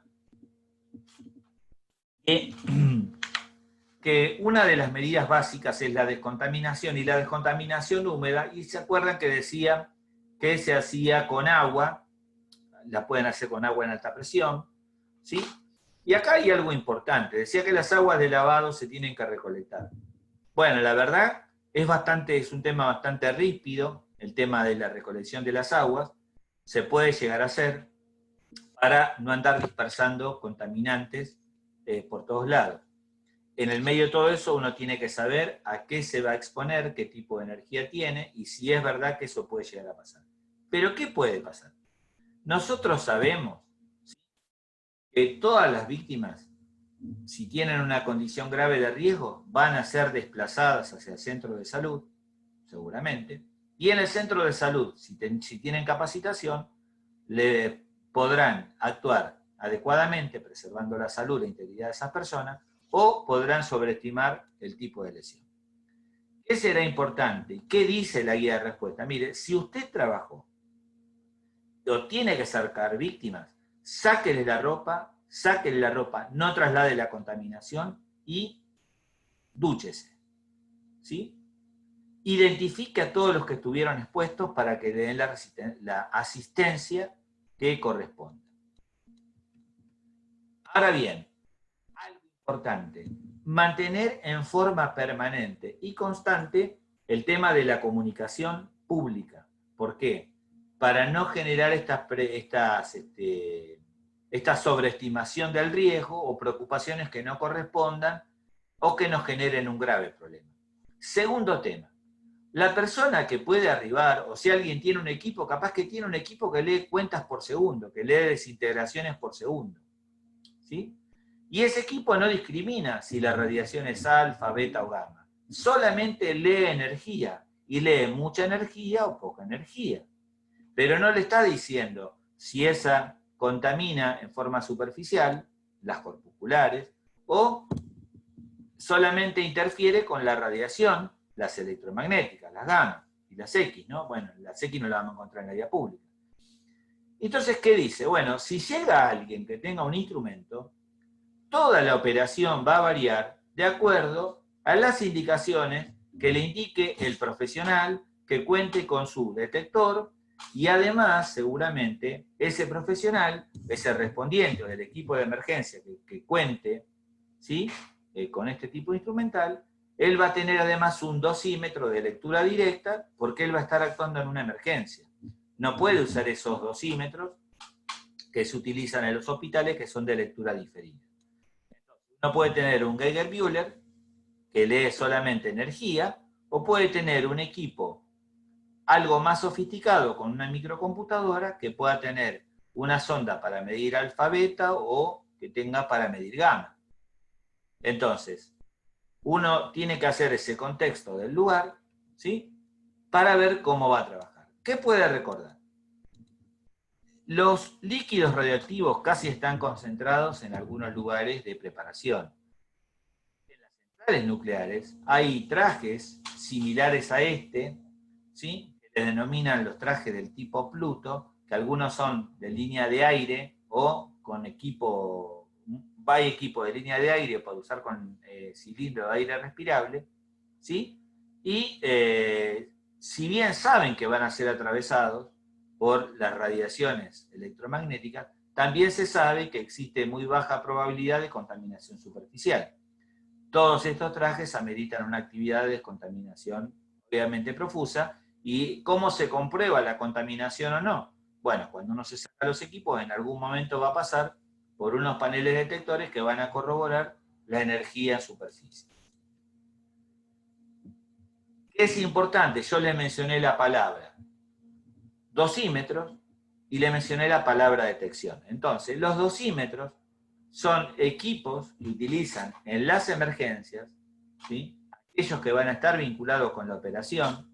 ¿Qué se pide de un dosímetro para un equipo de emergencia? Que sea un equipo de lectura directa, porque tiene que tener el valor de la energía que está incidiendo sobre su cuerpo. Entonces, lo tiene que ver en forma inmediata. Hay de diferentes tipos. Hay dosímetros digitales y tienen que tener detectores, detección específica. Hay distintos modelos de equipos para ser utilizados y en toda esta temática, porque de acuerdo al tipo de emisión, de acuerdo al tipo de actividad, será el equipo que resulte más adecuado para poder buscarlo. Bien, entonces, si uno conoce la dosis que está recibiendo, uno también sabe que hay límites anuales de dosis, que se llaman ALI, límite anual de incorporación, que es la cantidad de energía máxima que puede recibir una persona durante un año. Entonces, ¿qué sabe? Sabe que hay límites que tiene que respetar. Además sabe los parámetros básicos de seguridad radiológica, tiempo, distancia y blindaje.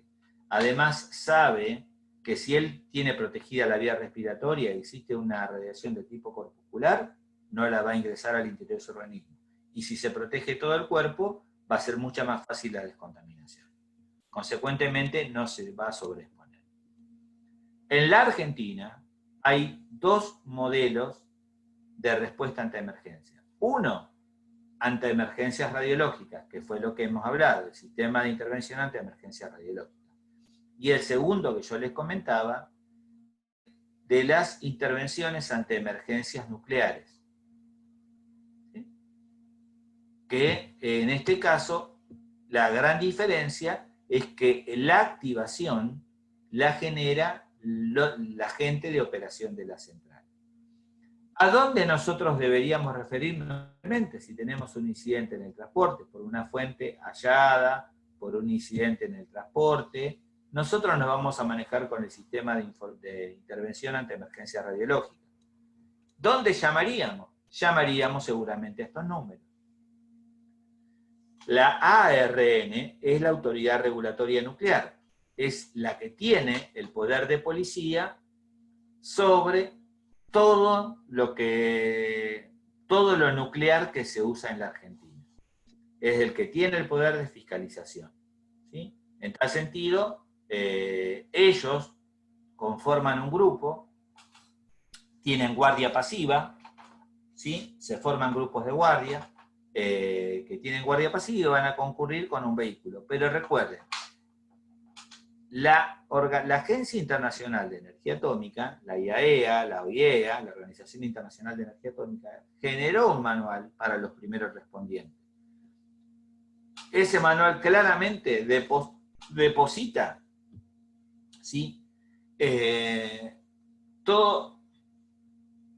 Deposita toda la seguridad que tiene que tener el primer respondiente para poder observar a través de los pictogramas.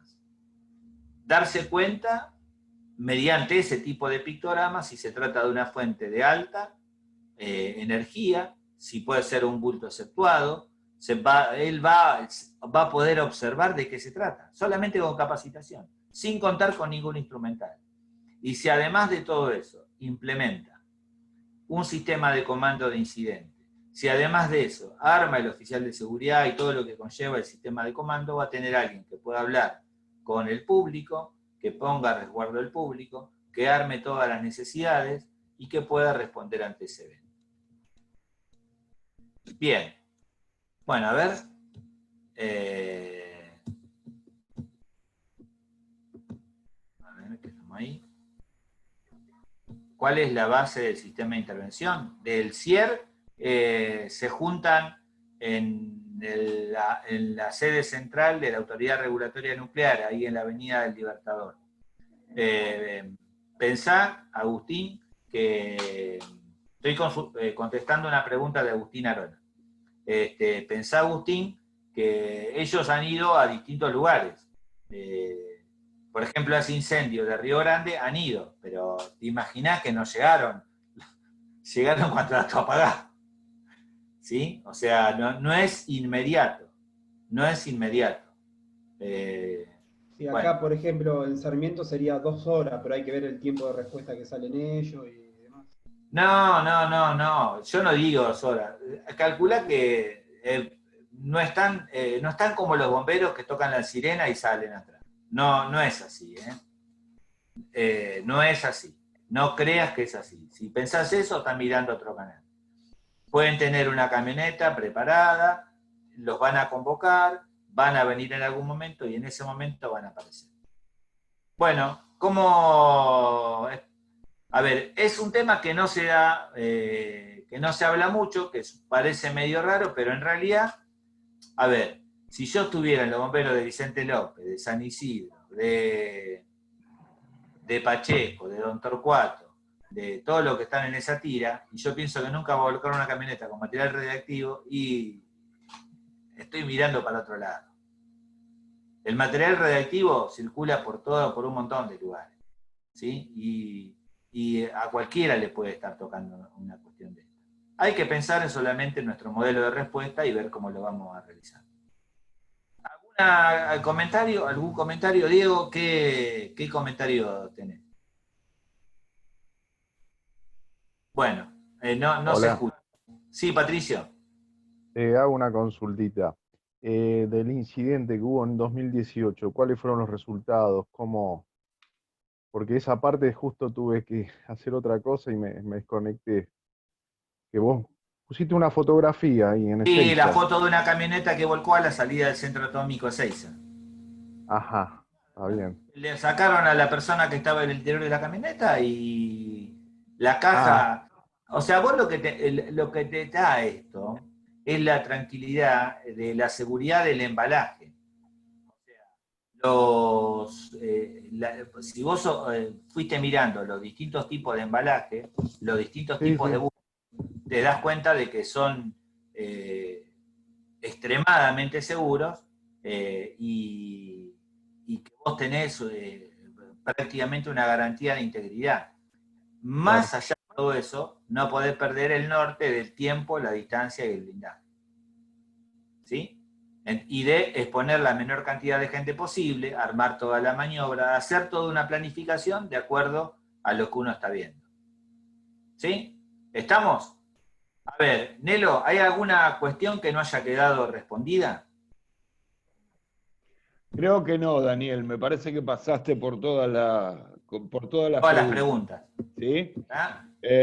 Por ahí a mí, pero bueno, después si querés lo charlamos, no me quedó claro el tema de la respuesta. Hay una pregunta que vos Sí. decís que no la tengo porque no tengo el listado de preguntas, pero me acuerdo.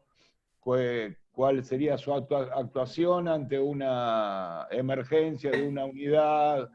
¿Sí? Claro. Y por un lado vos decís, bueno, a ver, puede intervenir si tomamos la distancia, si el tiempo, si tenemos todo preparado, si minimizamos el tiempo. Sí, en el formulario ese... Aclará esa, sí. Bien, en el formulario ese, a ver, un segundito, en la pregunta esa, a ver, las preguntas, a ver,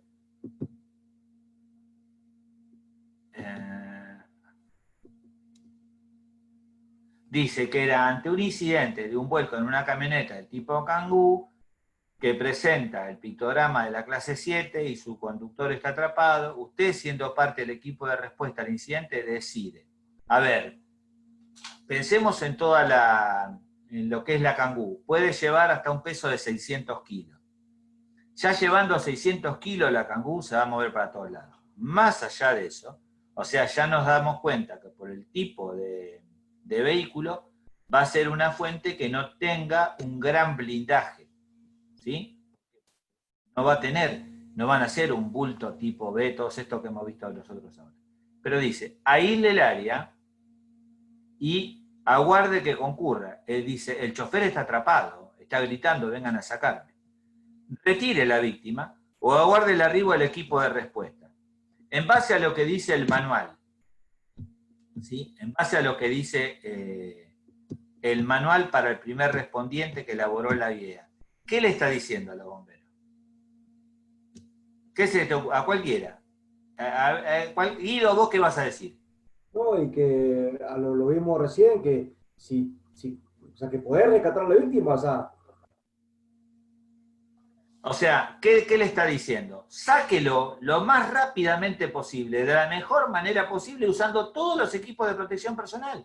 Y identifique a la víctima, identifique al personal y guárdelo. Porque lo que le está diciendo es, toda la gente que se exponga a algo tiene que estar claramente identificada. ¿Por qué? Porque cuando llegue la gente de los equipos de control, va a poder tener un seguimiento de quién estuvo, en qué lugar, en qué momento.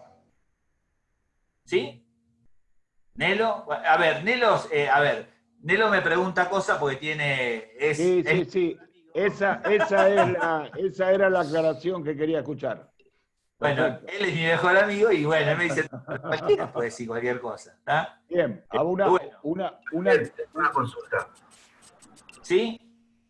Tengo una consulta. Y con el tema de las herramientas utilizadas en el lugar, si hubieses tenido contacto con algún posible bulto, ¿qué se hace con esas herramientas? Vos pensá esto, pensá lo siguiente. Cuando estás pensando en la herramienta, no sé quién es el que habla, pero ¿quién habla ahí? Ignacio.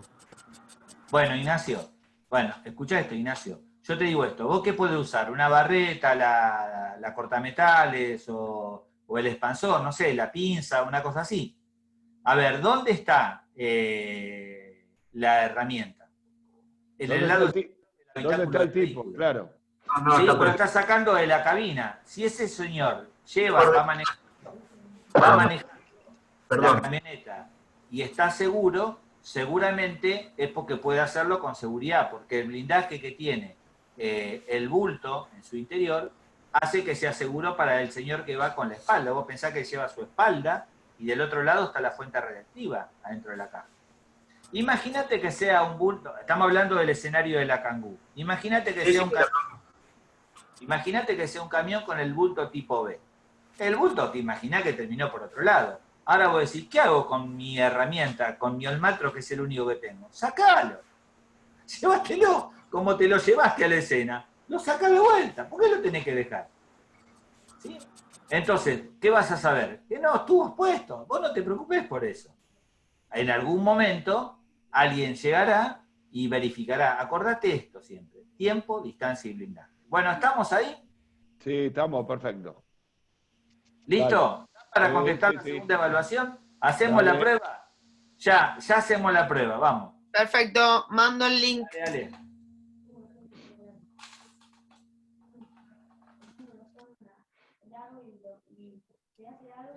Por favor, pongan bien los correos, porque ahí es donde les va a llegar el certificado.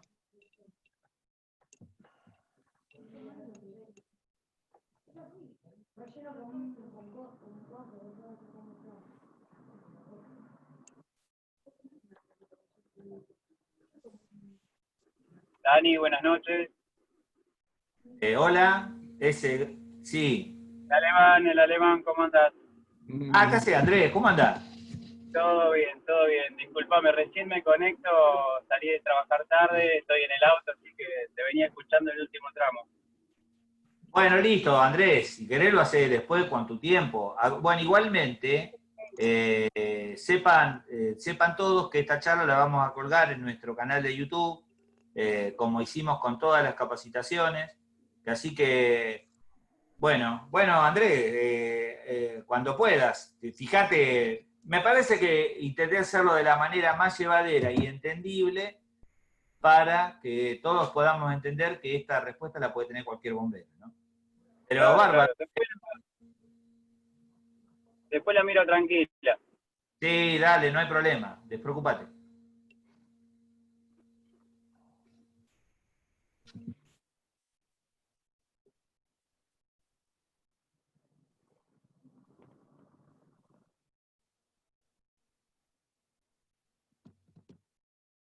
Ezequiel Ruiz, bueno, ¿qué? ¿No tenés nada para decir vos? Ezequiel Ruiz pertenece a la Brigada de Riesgos Especiales de Bomberos de la Superintendencia de Bomberos de la Federal. Yo haciendo el examen. soy uno de los que no lo estuvo en esa molestes. brigada. Y bueno, estuve allí desde el año 92 hasta que me fui. Bueno, y Ezequiel lo vi cuando yo ya me estaba yendo y ahí llegaba Ezequiel. Bueno, Ezequiel, ¿te pareció? Pará, dejalo hacer la evaluación. Dejalo hacer Claro, estoy la haciendo el evaluación. examen, Daniel. Por eso, dale, dejalo hacer la evaluación. Después le molesta, dale. Perdón, ya me metí, perdón, Ezequiel.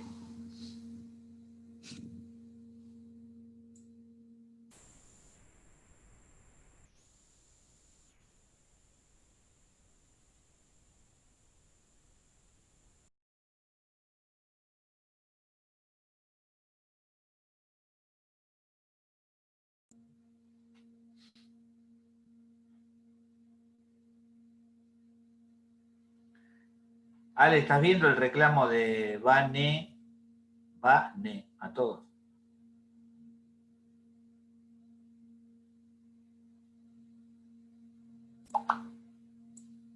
A ver.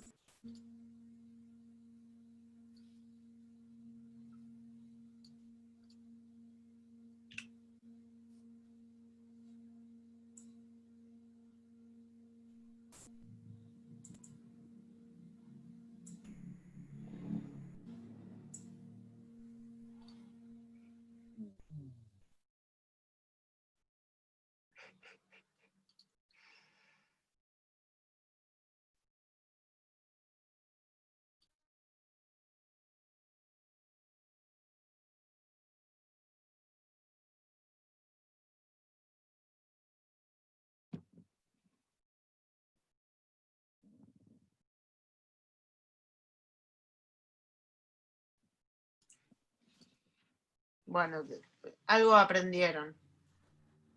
No es así, Alejandra. Hay las cosas necesarias para... Bueno, ya Ezequiel, llegaron las primeras 4. Diego se agarra la cabeza. No sé qué está pasando ahí.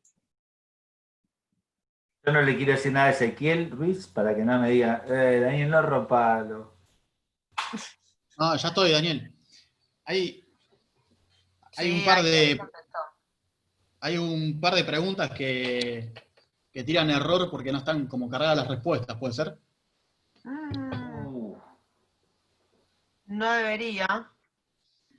Alejandra, a ver, para que ya, a ver, puede pasar Ezequiel. Más precisamente, yo te digo las... Para que estoy con vos. La 4 Dale, puede ser. La 8 Sí, y la 4. Bueno, pero ahora las correctas, las corregimos manualmente. ¿La podemos hacer eso, Alejandra? Sí. Ah, sí, mirá vos. A ver, si yo lo mando ya en el formulario, lo ves, Alejandra, ¿no? Sí, lo veo. Ahí yo ya. Ahí la 8, ¿y cuál era la otra? La 4 y la 8.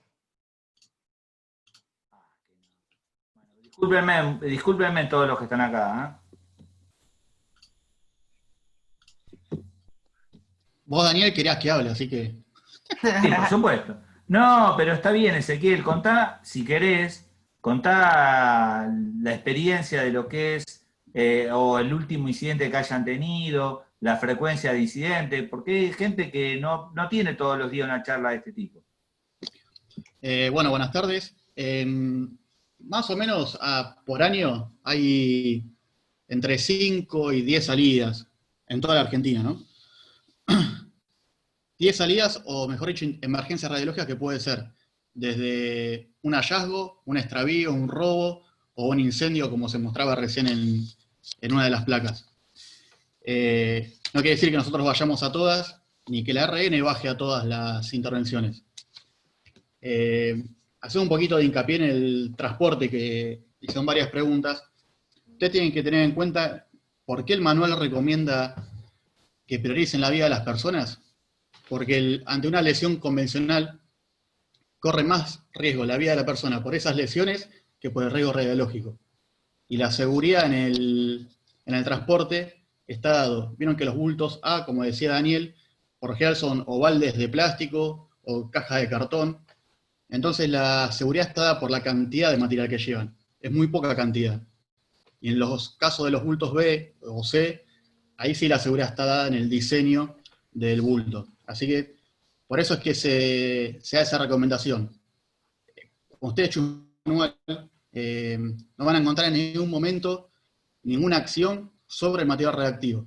Solo, como decía Daniel, la protección de las personas, el público, y la atención primaria de las víctimas con lesiones o riesgos convencionales. Por un lado, y después, algo que también con respecto a la base del ARN y demás, una de las cosas que tienen, como tiene asiento en Capital, tienen la facultad, tienen un listado, y tienen la facultad de designar un asesor radiológico. Entonces, por ejemplo, pasa en Misiones, donde está Guido, y lo más probable es que manden a alguien de una instalación que trabaje con material radioactivo en Misiones, o de unos que tengan medicina nuclear, a un físico que se acerca al lugar antes que ellos para que le pueda brindar el primer asesoramiento. Después no sé si alguno tiene alguna pregunta en particular que les pueda aportar. Vos hablabas recién del conurbano, donde puede haber intervenciones. Obviamente en el sur también hay bastantes intervenciones por el tema del uso en la industria del petróleo. Y tengan conciencia de que en cualquier lugar que haya un hospital que trabaja con medicina nuclear, le llegan los radiofármacos. Por lo general van vía aérea y tienen que cubrir el trayecto del aeropuerto hasta el hospital o el sanatorio donde trabajan con esos radiofármacos. Bueno, buenísimo. Bueno, a ver, me parece que los que se han quedado hasta acá todos han escuchado esto, me parece que son re que te pido los comentarios de Ezequiel. Vuelvo a decir, las emergencias de este tipo no son los incendios, no son los vehículos, no es la frecuencia que uno cree, pero sí tiene que estar planificado cómo vamos a actuar nosotros. Sí tiene que estar bien de la mano. ¿Está, Alejandra? ¿Cómo estamos con las evaluaciones?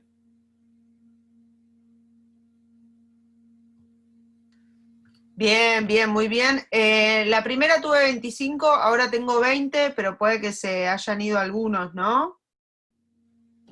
Y ahora somos 33. Por eso, al principio éramos 40. Habíamos llegado a 42, arrancamos con 42, después tuvimos mayoría 38. Bueno, puede ser que se vayan. Hay una consulta por mail, Daniel, de Roberto. Hacésela a Roberto si querés, directamente.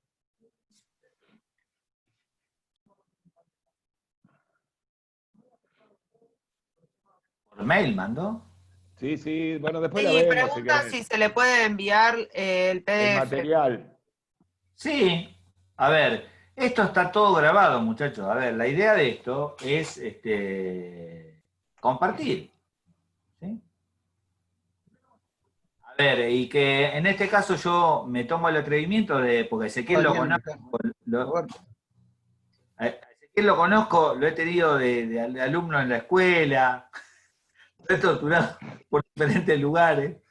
Pero, a ver, y nadie tiene toda la verdad, siempre es sumar algo más en la respuesta de los bomberos en lo cotidiano, ¿no?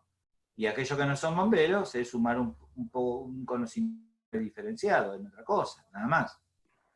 ¿Está? ¿Algún comentario, algo más? ¿Ya estamos, Alejandra, con la evaluación? ¿Con todo lo documental que nos hace falta? Sí, ya llegaron 24, así que creo que estarían las mismas. Están todas las notas por arriba de 6, así que... Igual, acordate que para los niveles nuestros, Ale, está bien. Algunos suele contestar la primera y otros no la segunda. Está bien. O sea, para lo que nosotros lo necesitamos, viene bárbaro. Bueno, a ver, les cuento esto, que en este diálogo que tenemos entre Nelo, Alejandro, es que es probar el sistema. Probamos el sistema a ver si nos funciona bien. Bueno, espero que les haya sido de su agrado. La verdad que hay que explicar emergencia con materiales radiactivos y tener la gente y entender cosas que pueden ser un plumazo, pero me parece interesante que lo sepan. Igualmente, pongan al info, ya que están los correos, les voy a compartir el manual del primer respondiente que les puede llegar a servir, aunque sea como para tener un elemento de primera lectura o algo, y van a darse cuenta que pueden hacer muchas cosas. ¿Sí?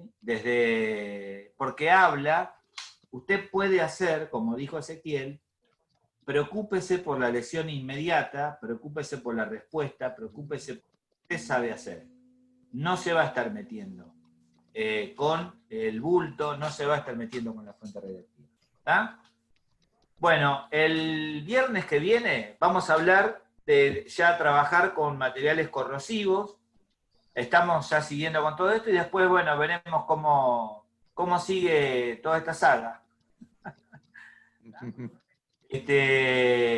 A todos les mando un abrazo, gracias por haberse quedado, y bueno, si tienen cualquier